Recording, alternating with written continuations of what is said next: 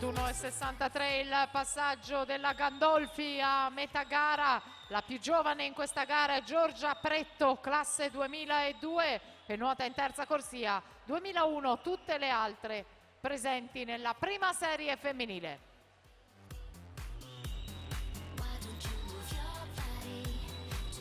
Ancora al comando la Gandolfi, portacolori della Leo Sport, si lancia verso il primato personale, la vittoria dei 100 d'orso ragazze. Gaia Gandolfi, 1.05 e 57, 1.07.21 per la Tassotti, la seconda posizione. Al terzo posto la